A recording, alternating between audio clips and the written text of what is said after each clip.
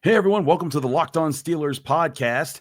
The Steelers got the right matchup to set the tone for the season with the Jets in week 1. I'll break that down here on today's episode. Let's get into it.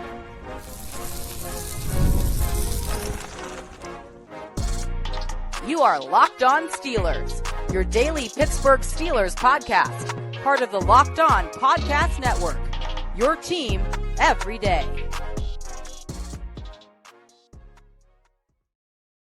Hello and welcome to the Locked On Steelers podcast. I'm your host, Chris Carter, bringing you your daily dose of all things on the Pittsburgh Steelers. As always, you can find this show on your favorite podcasting apps and on YouTube. Like this video if you enjoy it. Subscribe to this YouTube channel to get all of your daily Monday through Friday episodes, as well as our bonus content. We thank you for making us your first listen every day because we're your team every day. And today's episode is brought to you by Game Time. Download the Game Time app, create an account, use code LOCKEDONNFL for $20 off your first purchase. More on them later. All right, Steelers fans, first of all, happy Labor Day and welcome to September, because it is time to talk real football. I am so excited that this week that was the last week and we don't get NFL games. Thursday it all kicks off. I am just pumped. I am super pumped. But this Steelers should be pumped because I think that this week 1 matchup, it's not cakewalk, but it's the right kind of matchup for you to set the tone for who you want to be this season. What do I mean by that? I mean, when you look at the Jets and the way that they've tried to build in recent years, despite them tearing things down after Aaron Rodgers and getting a new head coach this year, there are a lot of young investments into the trenches that the Steelers now get to go up against. Guys like Olu Fashanu, a first-round pick, Elijah Vera-Tucker, Armand Mbao, Joe Tippmann, higher draft picks on the offensive line that they're going to try to use to set a tone for the run game. Now, the Jets last year did have the second fewest rushing yards in the NFL, but they had a decent yards per carry average, and that's something that's only going to get tested even more with this young offensive line, Breece Hall, and of course Justin Fields. You know how dangerous of a run threat he is, and the Steelers want to set the tone early on this season that they are a better run defense than they were last year, and they were a good run defense for most of the season until towards the end when the Ravens and the Eagles kind of just bulldozed them in 3 out of the last 5 games that they played, because the Steelers also did not do a good job stuffing the run in the second time they played the Ravens. But I do think that the things that we've seen, even with Derek Harmon most likely not to play this game because of his injury, I think he'll be back week 2 or week 3. I still think that this team has added enough and done enough to say, hey, there's a reason to expect them to be better on defense when it comes to stuffing the run, to be more physical. I think the linebackers are getting a better feel for how to play with the defensive front. There's a lot that I like about what the Steelers have done. But again, you got to come out and you got to prove it. You can say all the things that you can talk all the game that you want to talk, but this is their chance against a young offensive line with talented players that run the ball. And there is a pride that the Steelers have in wanting to be that team. A while back, we talked to Payton Wilson. I think it was after the second preseason game against the Buccaneers, and when we got to talk to him, he was talking about the run defense. And listen to the way he talks about the run defense and how good they want to be and what it means to them to be a good or great run defense. Here was Payton Wilson a few weeks ago inside the Steelers locker room. Payton, each of the top 2 running backs for the Buccaneers averaged just 1.5 yards on the ground. What have you guys been able to do well in the run defense in these early part of the season? I think just living up to our culture. That's kind of what we want to do here. Coach T says it pretty much every team meeting. Nobody should run the ball on us, especially with our D-line, our linebacking group. In the NFL, the ball gets out on the corners a lot, and we have corners that are willing to come up and make plays. So if everybody's gap sound, assignment sound, then no one in the NFL should be able to run the ball on us. No one on the NFL should be able to run the ball on us. He talked about culture, and that's important for what the Steelers need to set this year. There needs to be an expectation, not just upheld expectation that the Steelers are going to be that team that you do not get to just run the ball on. Now, again, you'll have 1 or 2 bad weeks here and there. Everybody does. You can go back and pick out certain games of the 70s Steelers had rough times playing defense. But the bottom line is, on the whole, on the average of the season, you don't let a bad week turn into 2. You don't let 2 turn into 3. And you try to come back out and you make sure that is a strength that you have throughout the season to rely upon. And I think that, again, when you come in, you look at what they want to do here, everything starts with the run defense. If the run defense is settled, I think this secondary and pass rush combination the Steelers have is going to be able to eat. And I think especially against the Jets, this will be a really prime time to set that tone, because I don't expect Justin Fields to have improved that much as a passer. I also think that the Jets' weapons on offense don't present some unique challenge for the Steelers secondary. I mean, they still got to do their jobs. They're not up against, JV guys. Garrett Wilson's a very good receiver. Alan Lazard, Josh Reynolds, they have their experience. But I do think that those are all matchups the Steelers should expect for their secondary to win. Go back and look at how Jalen Ramsey defended Garrett Wilson towards the end of the season last year. He has a good history with him. And I think that Joey Porter Jr., Darius Slay, they fit in right this. I think this could be a situation where the Steelers commit a lot to stuffing the run, and that includes Justin Fields. And if they do that, you set the tone early on in the season for who you are, and you build off of that momentum. And there's things they need to do on offense. We'll get to that more in the second segment. But I think that that's what the Steelers are going to be looking at here when it comes to this. And it's going to come down to run fits. A lot of the problems the Steelers had last year was the QB option. I'm curious to see in week 1, do the Jets pull out the QB option a lot? And can the Steelers show that they've improved against it? Because I know that if you go back to my episodes breaking down the Steelers when they were playing last year, even before they played the Ravens, when they played the Giants and it was Daniel Jones, I was noting like they weren't doing so great against the read option. They need to fix that. And there were times I think, oh, okay, that's like they fixed it because they'd stop it here and there. But then what did you see at the end of the season? Lamar Jackson doing that a lot with Derrick Henry, and the Steelers not having too many answers for it. Now, some of the answers are up front and in the middle. You got to get your pushback. You got to let your linebackers be clean. That's a big part of this. Your edges got to play right. They got to keep the outside shoulder clean, and they got to make sure that they're not letting someone escape outside of them, while thinking that the wrong person has the ball. But the primary thing that I think can be different for this year's team is if these linemen for the Steelers on the defensive side of the ball, if these defensive linemen keep the guards and the centers from climbing to that second level, and Patrick Queen, Payton Wilson, Cole Holcomb, and I do think all three will play quite a bit this year. If those guys are kept clean and they're able to decipher what's going on, you're going to see them fly up, be faster to the ball, be in the hole, and making more plays in the backfield. And that'll prevent teams from wanting to use their QB option as much, because if their quarterback's getting hit really quickly, then all of a sudden you're like, we got to protect our guy, and it's not even working in the first place. But that is why this game is so important. Set that tone, put the tape out there that you are not the same defense you were last year, even though you got a lot of the same players. You've tightened things up. Certain guys have gotten more mature. Certain guys have gotten older. You've also gotten a bit bigger on the interior. Those are all things that I think are important to set for the tone in week 1. Similarly, you'll want to see the offensive line do a similar thing. We'll talk about that next here on the Locked On Steelers podcast. I'm your host, Chris Carter. Stick with us. We'll be right back. But first, remind you, this show is brought to you by Game Time. The NFL season is back. Honestly, there's nothing better than being in the stadium surrounded by fans cheering on your team. But let's be honest, getting tickets can be a hassle between queues, login screens, prices, and jumping at checkout. It's frustrating. That's why I use Game Time. It's the app that gives the advantage back to the fans, because Game Time is fast, easy, and backed by the Game Time guarantee. You'll always get 100% authentic tickets delivered on time and at the best price. Plus, all fees are included, so the price you see is the price you pay. I pulled up Game Time, and in just a couple of taps, I saw amazing deals. I'm talking about your favorite NFL games as low as $100. I love zone deals too. All you have to do is pick the section, and then Game Time picks the seats, and you save big.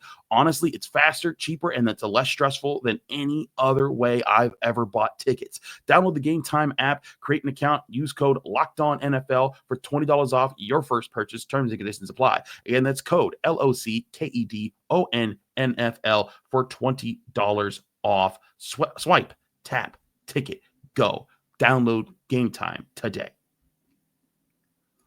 We're also brought to you by FanDuel. The NFL season is almost here, and FanDuel is making sure that you're ready for kickoff with a can't-miss offer. Right now, new customers can bet $5, and if your bet wins, you'll get $300. $100 in bonus bets to use across the FanDuel app. I love using FanDuel because it fits however you like to bet, whether you want to do player props, building a same game parlay, or even jumping in live as the action unfolds. It makes every game more exciting, whether you're watching your team or just keeping an eye on your fantasy lineup. It's quick, easy, and it's the best way to add a little more energy to your Sundays. So, are you ready to play? Download the FanDuel app today by visiting FanDuel.com to get started. That's FanDuel.com to place your first $5 bet and get a chance at $300 only at FanDuel, America's #1 sportsbook.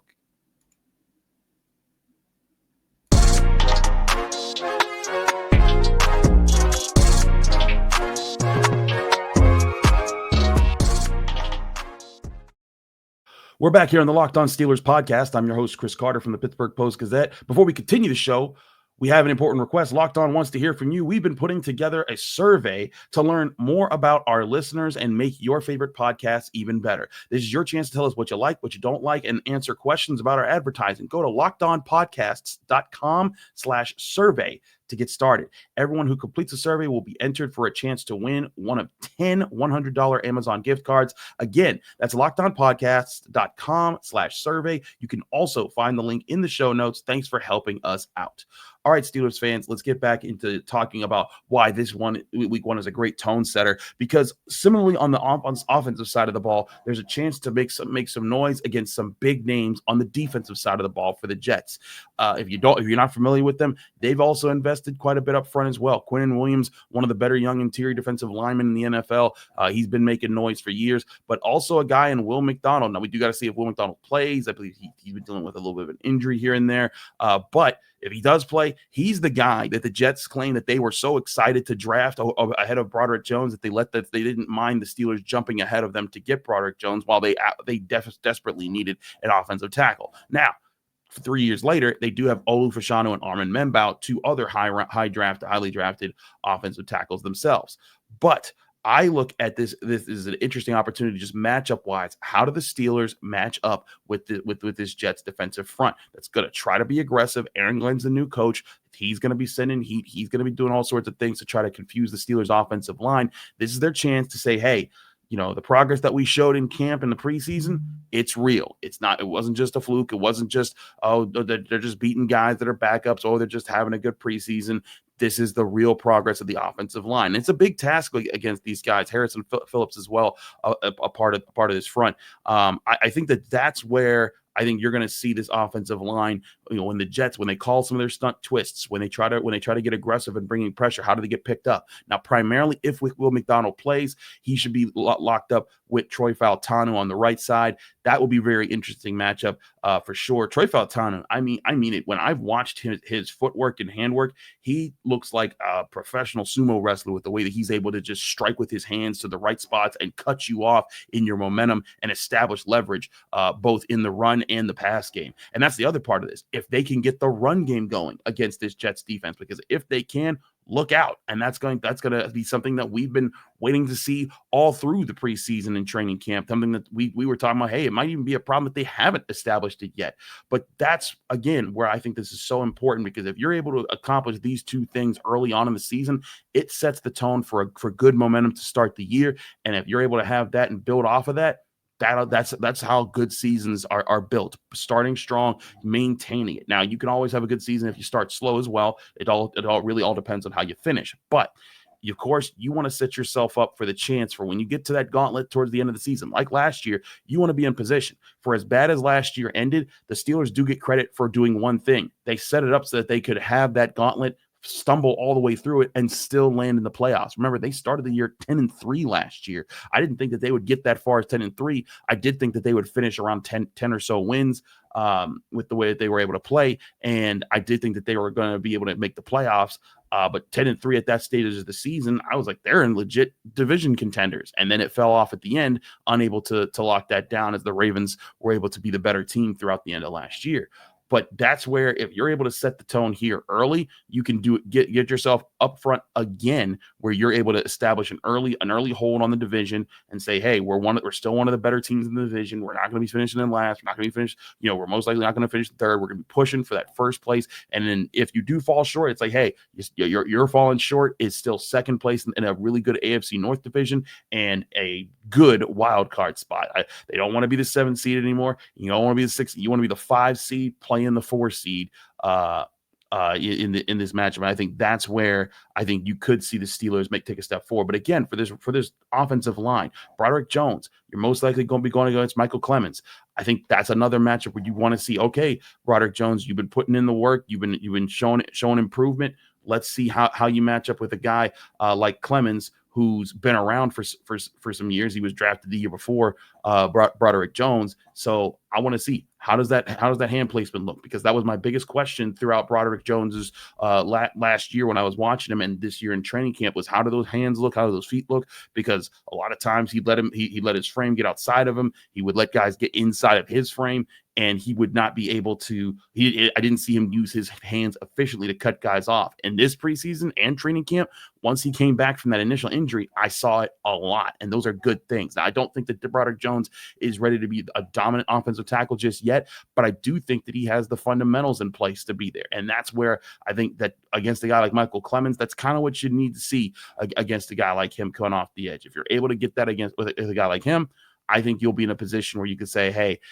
he can win most of those matchups with a guy like that, and that's a good tune-up before they face a lot of those top-end edge rushers that they got coming down the schedule throughout this season.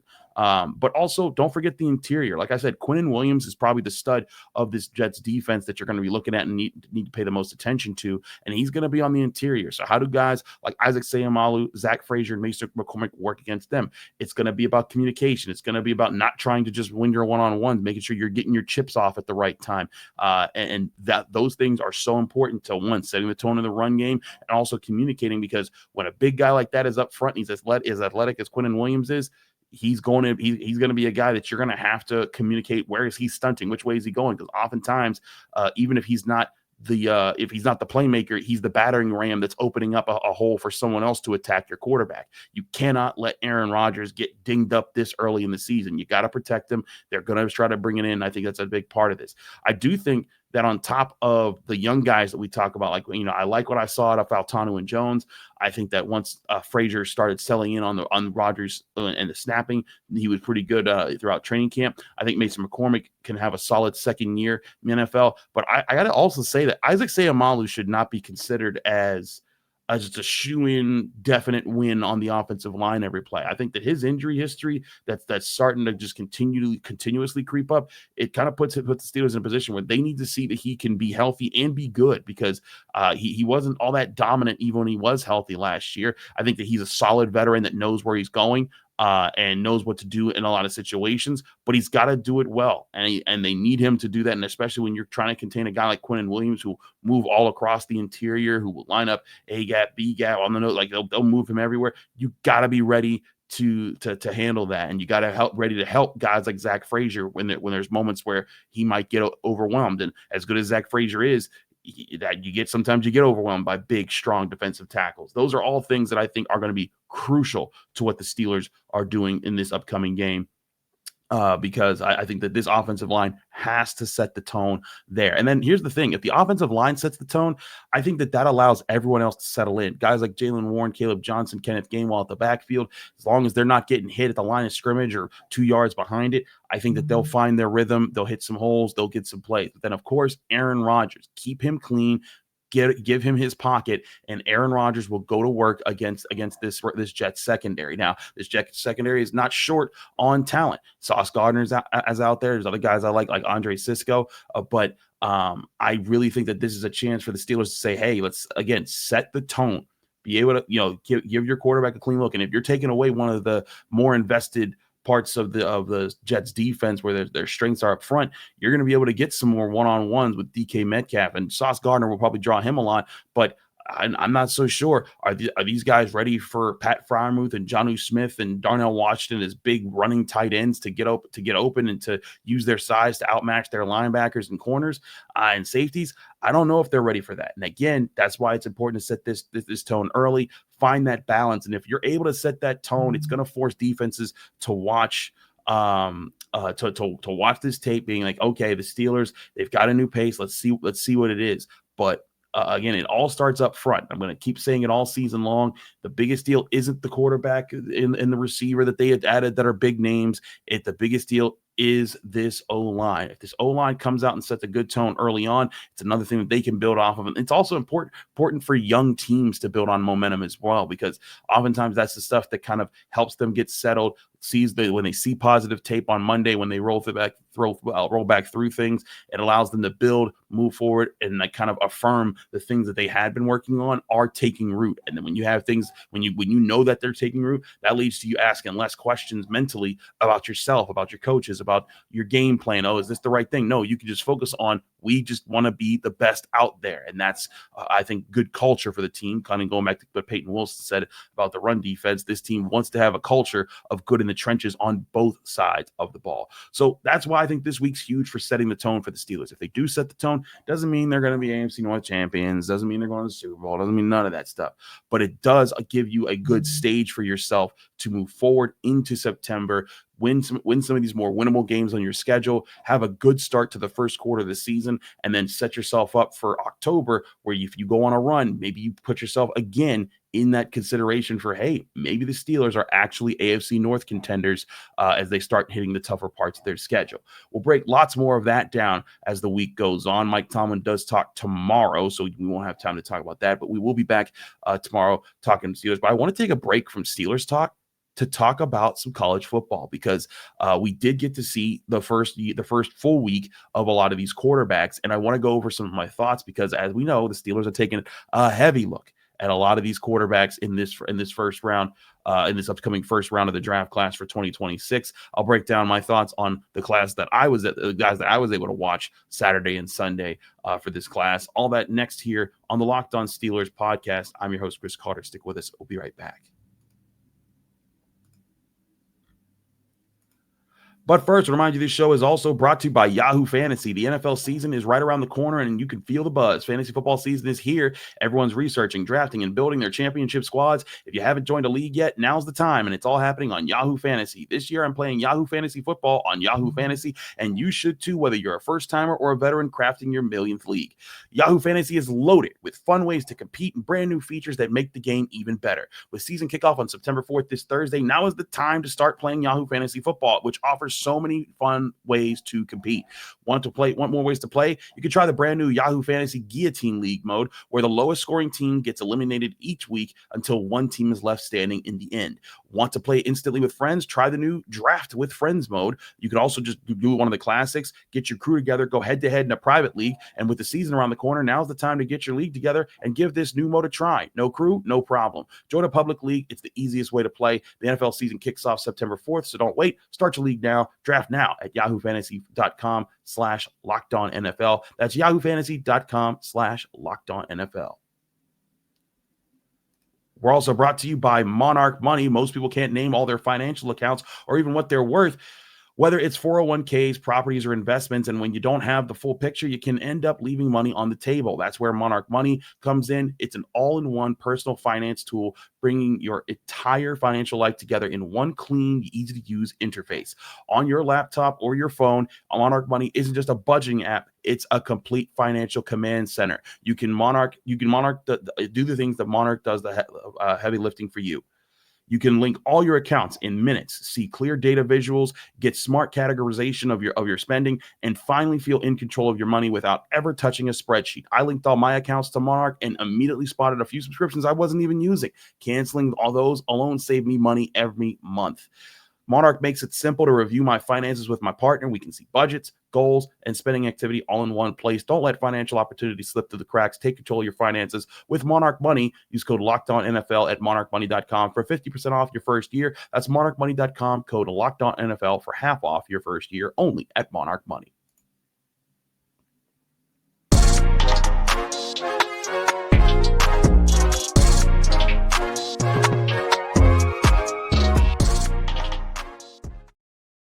We're back here in the Locked On Steelers podcast. I'm your host, Chris Carter. We continue our episode here. Again, we're going to take a break from talking about prep for week one, and I want to talk about the quarterback class and what we saw from week one in college football. Now, this is going to change all year long, and I'm here to say, do not subscribe to just what we see in week one. It's all about building up. There's a lot of things that factor in, and there's going to be a lot of different elements and components to this conversation throughout the season. So you're going to see a lot of times when when these quarterbacks play well, when they don't play well, instant reactions to this, and it's a lot like training camp, how you should approach it. So that's why I kind of want to start this conversation now before we get to a point in the season where everyone's locked in on what they think and there's nothing you can say to change it. The way that I go throughout this process, like I do the draft every year, I look at guys early on, I look at them throughout the season, I make notes, I take notes, and then I compile them at the end of the year to determine who do I think each side should go for. Now, when it comes to this week, I thought Garrett Nussmeier of the top guys looked the best with LSU. I thought he was pretty solid in general. He was able to come out, look pretty solid against a good team in Clemson. Completed around 74% of his passes, threw a touchdown, didn't turn the ball over, and that's a good Clemson team that he went up against. And I like Garrett Nussmeier as a player. He's one of my top quarterbacks. If the Steelers landed him, I think that would be a win for the Steelers. But I also note that Garrett Nussmeier is a redshirt senior and is 23 years old. A lot of these younger guys, they're going to need time to tune up and get in locked in with who they really are, and that's where I think the Steelers are going to be looking at a lot of things here. Like, for example, everyone was all over Arch Manning for his bad showing at Ohio State, and it was a bad showing. They should have been better in that game, but it's also like his first start, and I just don't think that that's a good way to measure how. I don't think that's a good way to measure just how a guy's going to be. A lot of people are like, oh, he's a bust already. And it's like, relax.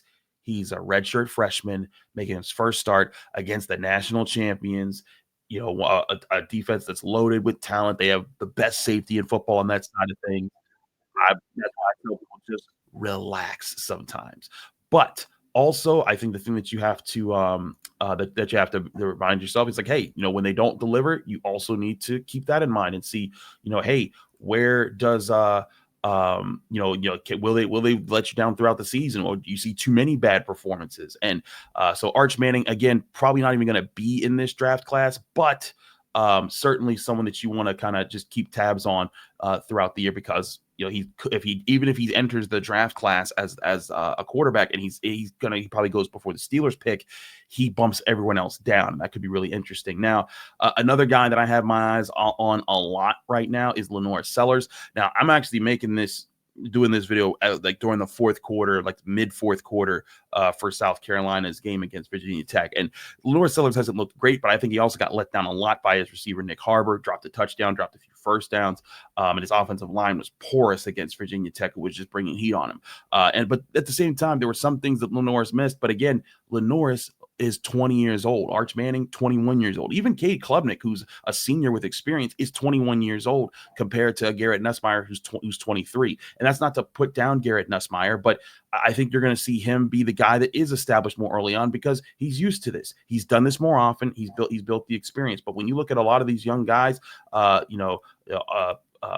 Manning being 21, LaNorris is 20.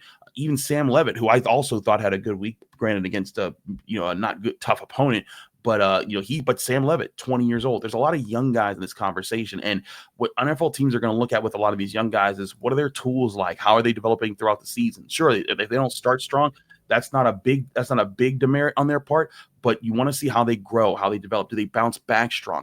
Those are all things that I think that the Steelers are going to see with this class. And so, whereas Garrett Nussmeier may be the top guy right now for on my quarter as far as performancing and how they're doing, it doesn't mean I'm definitely locking him in as my top guy throughout. I'm still very high on the potential of LaNorris. I also think it's going to be interesting to see because the Steelers probably aren't going to get the first quarterback, maybe even the second quarterback off the board in this draft class. They're probably going to get the third or fourth guy based off of how stacked this quarterback class is versus other talent and how the NFL moves about it. And I still think it's going to take them trading up into the top 10, at least, maybe even the top 5, if they want to crack it, their guy in this process. But again, it's watching it step by step and seeing how these guys go. I thought there were a few other guys that impressed. I guess see like highlights. I didn't get to like go over too much of it. I liked what I saw out of Rocco Becht out of Iowa State. I believe he's a junior. But again, I'm not reading too much into all this stuff when you're beating up on smaller teams.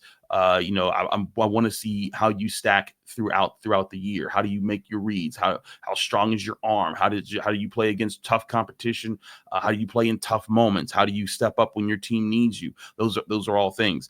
So if LaNorris goes out and balls out here in these last 9 minutes, they're up 6 points right now against Virginia Tech. Maybe I'll re-record this episode and be like, oh my God, LaNorris. But point being, I kind of expected for him and some of these other younger quarterbacks to start a little slow to the year, and they're going to build throughout the year. But we'll keep tabs on this all season long to just get a sense of, hey, this is what this quarterback class is looking like, because there is that potential for, hey, wait a minute, maybe none of these guys end up being the guy. Even though we talked about this all last year, and we said the quarterback class looks better, there's always the chance that things don't work out, and there are not enough guys to develop. And Omar Khan, maybe looking at this draft class, maybe you say, hey, you know what, we stacked up all these picks, let's move these picks down the line, or let's cash this in and get a high-end wide receiver, a high-end cornerback, a high-end somebody that's going to be another superstar at a different position in your in your roster. But again, it's very early in this process as we evaluate these quarterbacks. So don't trip